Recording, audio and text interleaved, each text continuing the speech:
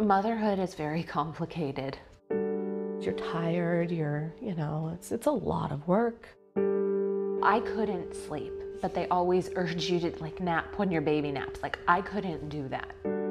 Take care of the kids, take care of the house, take care of your husband. You just get in this cycle and there's no time for you. Having a baby can bring all sorts of mood and behavior changes we don't expect. But how do you know if it's just normal new parent stuff, like the baby blues, or something more serious, like depression or anxiety that requires attention? That's what this video is all about. So let's start with the facts. Most every woman initially obviously is elated, excited, in love with their new baby. In the first, I'd say 2 to 3 days, they start feeling the effects of the hormonal changes that go on. They start feeling the effects of loss of sleep, anxiety. As many as 80–90% of women fear that they're not adequately taking care of their child. They cry frequently. They go through emotional swings and mood swings. Most of the time, if it's just postpartum blues, there's moments of happiness, moments where they hold the child and love the child. So the difference is sometimes not so clear cut.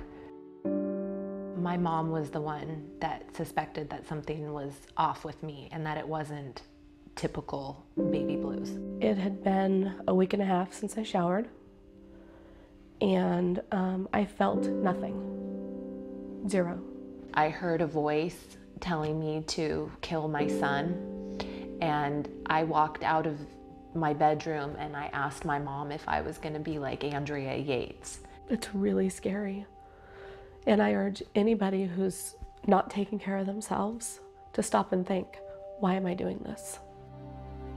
These are hard, sad stories to hear.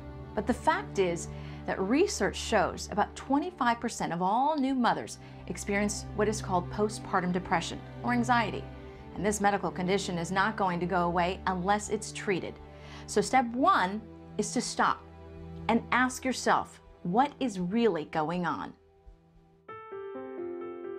The first thing that a woman should do is go to see her doctor and see if there's any underlying medical conditions that a doctor can easily treat, such as like a thyroid or hormonal issues that are really common after pregnancy. I love my OB's office, but they only care about the babies. Pediatricians don't have any experience with this condition, and it's very difficult for them to spend any time talking to her about her emotional state of being and her crying and all those kind of conditions. And family practice guys usually don't even see the patient in the postpartum period, and if they are fortunate enough to see her, it's for a specific condition like a sinus infection or a headache or something like that, and they don't delve into the emotional part of it. So I just urge women to go to their primary care physician, where knowing the mental health medications is more of their job. It's really important that moms take care of themselves first and foremost. Things that you can do right now would be getting exercise, getting out in the sun every day if you can, getting support, talking to other moms, get sleep, getting proper nutrition. All of those things are kind of the foundation of what we need. That can help you with your feeling of well-being and help you maybe come out of the postpartum blues. These tips help. There's no doubt about it. But the real key lies in being honest with yourself. If you've been home more than 2 weeks and the baby blues aren't going away, but instead getting worse, it's time to get help. Because it's no longer just normal post-baby stuff. It's a medical condition that needs to be treated so you can get better and start enjoying your baby, your family, and your life again. No shame, no blame. Because I wasn't sleeping and eating, I was slowly losing my mind.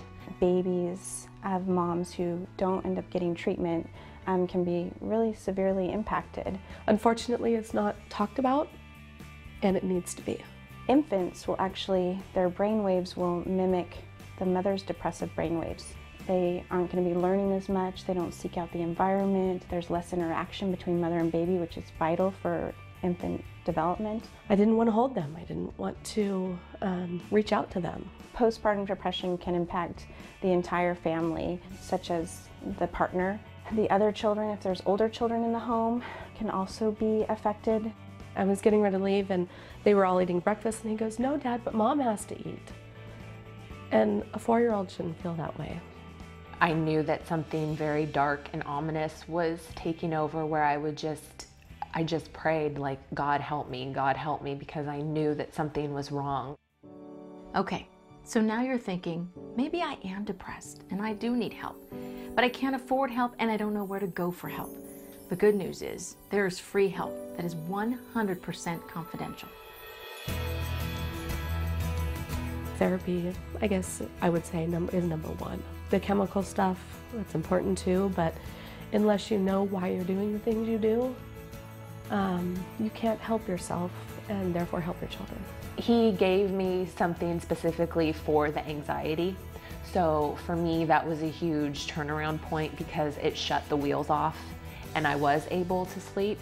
The most important thing you can do is ask for help, and by doing that, you're going to be helping you and your baby. There's no blame, there's no shame in that.